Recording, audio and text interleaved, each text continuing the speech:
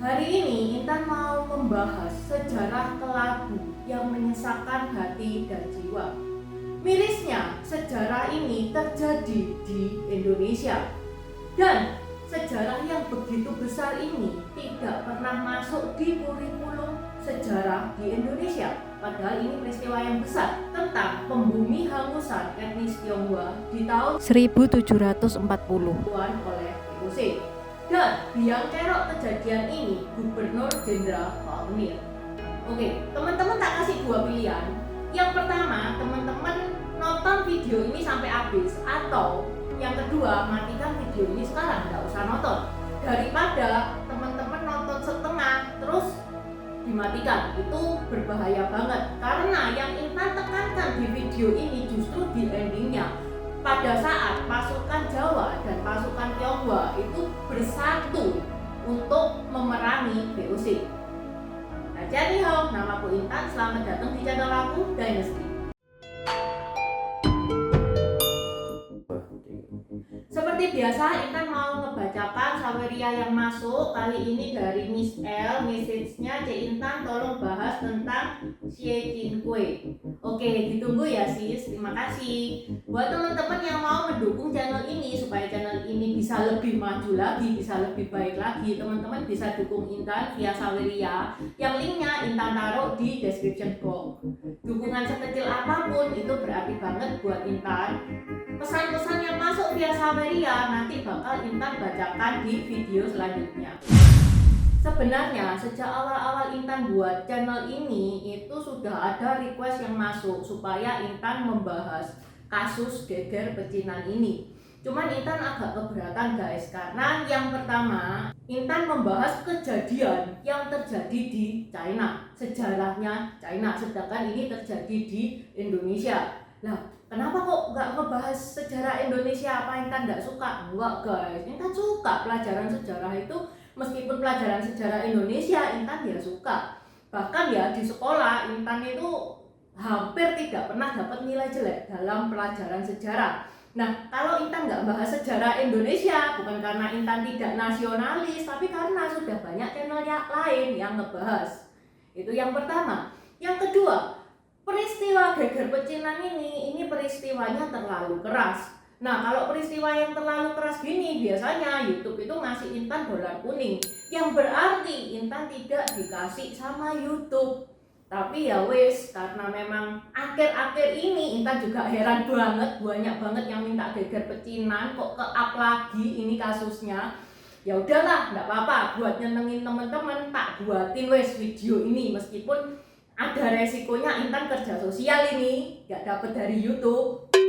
Ya semoga aja lolos seleksi sama YouTube, gak dikasih dolar kuning. Jadi teman-teman kalau lihat video ini ada iklannya, berarti Intan lolos seleksi. Terus yang kedua, waktu Intan membuat video tentang gaji pertama, Intan kan nyebut Intan punya teman pribumi. Terus banyak sekali komen yang masuk bilang, waduh kok ngomongnya itu pribumi, gak boleh, itu kasar segala macam. Masalahnya kalau nggak ngomong pribumi, Intan bingung diganti apa. Sedangkan di video ini Intan bakal banyak ngomong tentang pribumi karena nggak nemu bahasa yang lebih halus dari pribumi. Jadi di video ini Intan bilang orang pribumi itu orang lokal ya guys ya, tak apa-apa ya. Jadi kalau ya orang lokal, kalau Intan nyebut orang lokal ya berarti pribumi itu, oke? Okay, let's start! Berawal dari banyaknya etnis Tionghoa yang datang ke Indonesia untuk merantau. Namanya aja merantau, berarti mencari kehidupan yang lebih baik.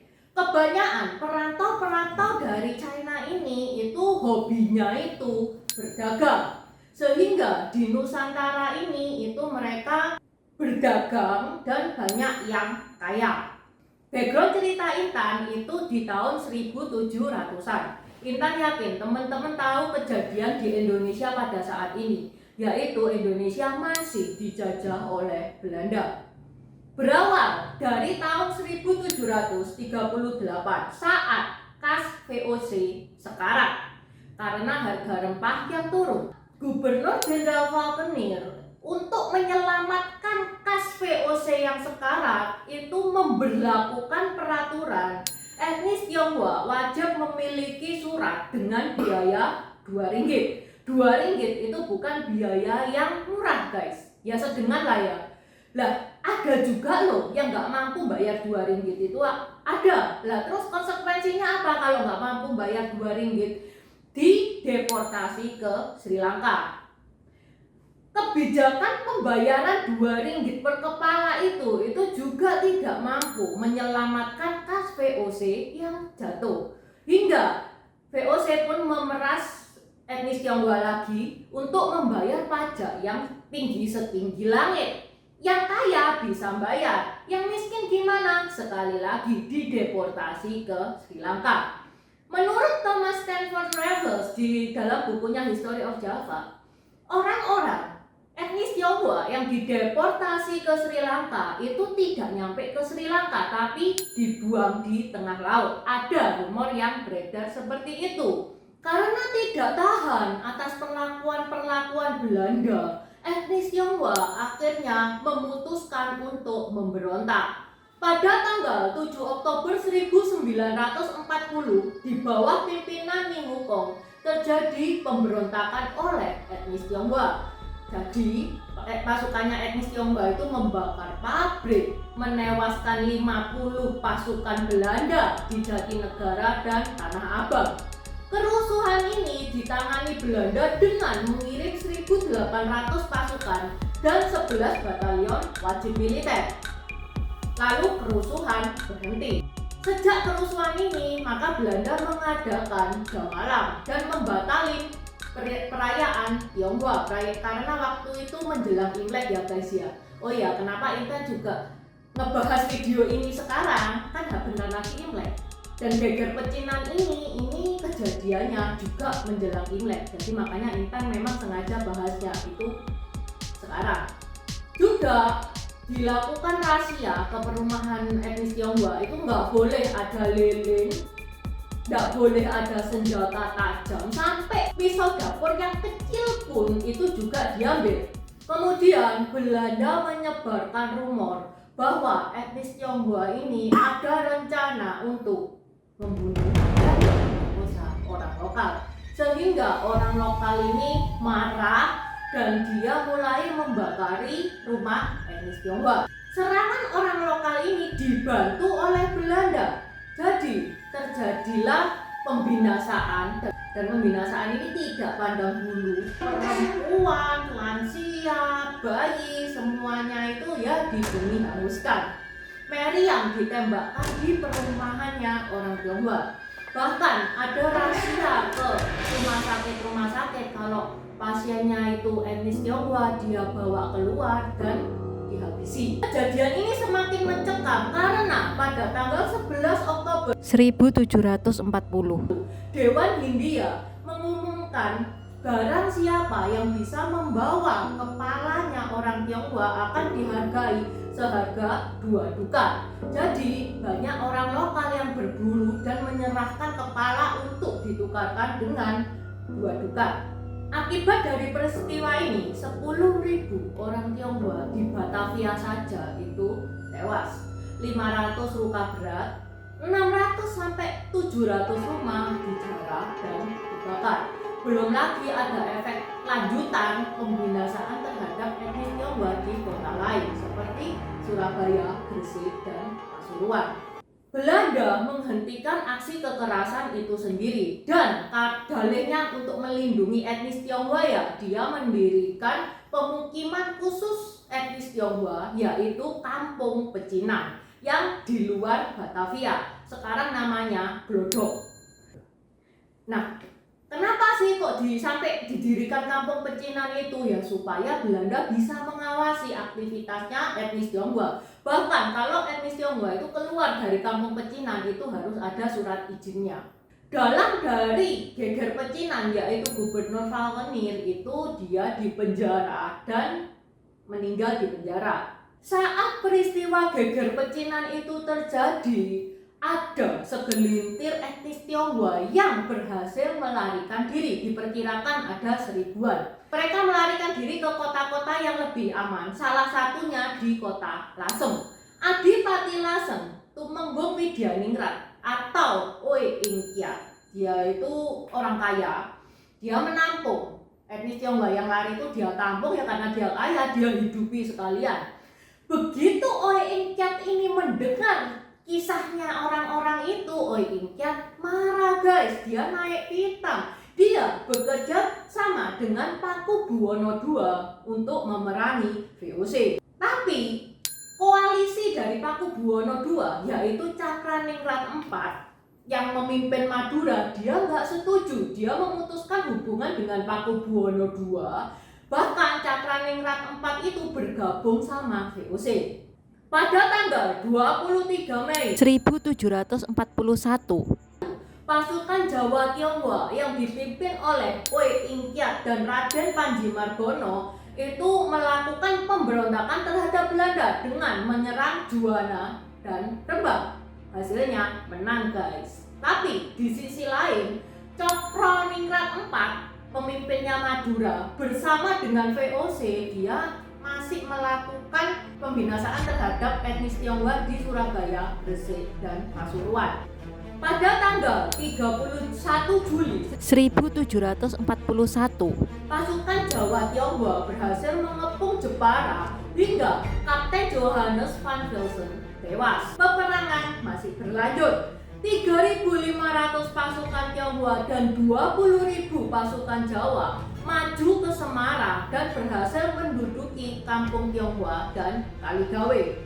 Tapi terus VOC ini dapat bantuan guys. Karena dapat bantuan, maka VOC berhasil mundur pasukan Jawa Tionghoa. Pakubuwono II, dia melihat timnya itu lemah, dia berubah pikiran dan berpihak kepada VOC. Rakyat marah, bahkan menuntut supaya Pakubuwono II itu turun. Karena memihak sama VOC, Pakubuwono turun digantikan oleh Raden Mas Garendi. Tapi sayangnya pada tanggal 26 November 1742, keraton berhasil direbut oleh Cakraningrat IV dan VOC. Otomatis Pakubuwono II kembali menjabat sebagai pemimpin. Saat penyerangan ke Juwana, pasukan Jawa Tionghoa itu dibagi menjadi dua bagian. Pasukan laut dipimpin oleh Tan Kewi, sedangkan pasukan darat dipimpin oleh Oi Inkyat dan Raden Panji Margono. Hanya saja Belanda waktu itu dapat bantuan guys, dari Pati, dari Semarang, dari Tuban, sama dari Madura yang Cakraningrat IV itu, sehingga pasukan Jawa Tionghoa kalah. Bukan cuma itu, Tan Kewi, pemimpin pasukan laut itu gugur karena ditembak oleh Belanda. Raden Panji Margono dan Oi Inkyat berhasil melarikan diri. Intan langsung lompat ke tahun 1750, di mana Kiai Ali Badawi yang merupakan ulama besar Lasem, dia menghimbau umatnya untuk bersatu memerangi VOC bersama dengan pasukan etnis Tionghoa. Dan ini disambut dengan sangat baik oleh Oi Inkyat dan Raden Panji Margono, sehingga perang meletus lagi. Saat perang meletus, Raden Panji Margono perutnya terkena pedang hingga ususnya keluar. Ajudan dari Raden Panji Margono itu dia berusaha menyelamatkan Raden Panji Margono. Tapi apa daya, di tengah perjalanan Raden Panji Negoro itu sudah gugur karena kehabisan darah. Begitu mendengar Raden Panji Margono ini gugur, Oi Inkyat itu langsung marah, gelap mata, naik pitam, dia bawa pedang keluar, sedangkan di depan sudah ada musuh yang bawa tembak. Ya sudah, Oi Inkyat gugur ditembak. Di tahun 1780 itu didirikan Kelenteng Gyeongbyo itu untuk mengenal Oi Inkyat, Tan Kewi, dan Raden Panji Margono. Sampai di sini dulu bahasan Intan tentang geger pecinan. Nah, dari sini kan teman-teman tahu ya kenapa sih dari awal kok Intan itu bilang supaya nonton video ini sampai habis atau nggak usah nonton sama sekali. Soalnya kalau teman-teman nonton sampai separuh saja, nanti teman-teman bakal punya image yang negatif terhadap orang lokal dan Intan nggak mau itu terjadi ya.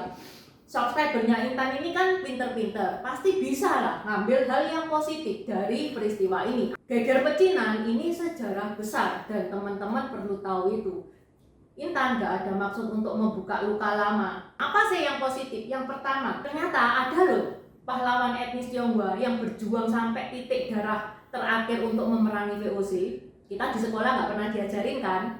Yang kedua, pasukan Jawa yang membela pasukan Tionghoa itu perlu diapresiasi banget guys, karena pasukan Tionghoa pada saat itu posisinya itu lemah, dan pasukan Jawa yang berani membela etnis Tionghoa itu benar-benar pasukan yang cari mati atau berani mati, karena di atas kertas pasukan etnis Tionghoa itu lemah, VOC itu kuat.